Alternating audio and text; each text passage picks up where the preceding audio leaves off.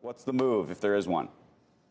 Well, good morning, and thank you so much for having me. We're sort of stuck in neutral right now because there are more unanswered questions than there are known entities when we think about inflation moving to recession, when we think about the focus shifting from pandemic to geopolitical. We've got a lot riding on this coming earnings season when we think about the pressures that we know are going to exist on margins because of the inflation issues. So there are a lot of questions as we head into the new year, but we certainly will be happy to see 2022 be over. And you going to give us any more hope than that?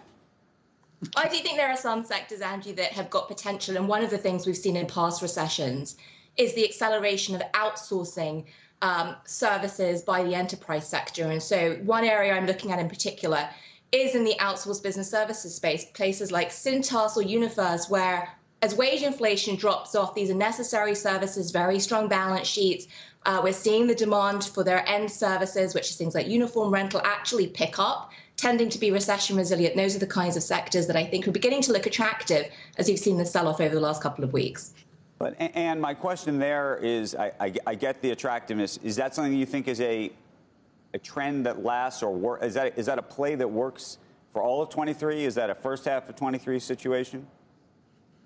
I think we see the action to start outsourcing increasing the first half of 2023, and we're seeing that now, Andrew. If you look at the earnings transcripts, if you look at the message that we've had across the board, it's aggressive focus on cost cutting. A lot of the headlines have been around headcount reduction, but it's increasingly going to be shifting towards productivity investment and looking to get rid of anything that sits in terms of draining cash flow for companies and looking to get rid of outsourced, more asset-light solutions. So I think it starts to kick in demand-wise first half, and we start to see the volume pick up for these actual providers towards the end of the year. Rebecca, if we were to look at the S&P, and I see you in a year from now, is it higher or lower than where it is today? We believe it can be marginally higher, probably 3 to 5% from a total return basis. But again, think about how much of that will be yield, with the yield now at about 1.75%. So again, we believe it's prudent to be neutral because it's going to be difficult to see. If you think it's only 3 to higher. 5%, you might as well buy a two-year note right now and just go to take the year off.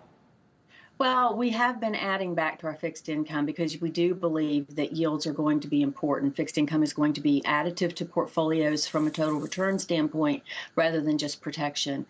It's hard to envision, Andrew, a higher multiple with earnings likely flat at best in 2023 when you think, or a little, or single-digit growth rather. And there's nothing you want to pick that you think is going to have a serious outsized return, either industry or company?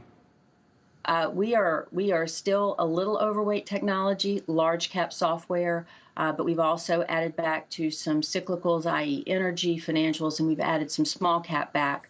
We've also added back to our international, although we're still below neutral, but there is certainly opportunity there as economies improve if they do next year. And you have the same view?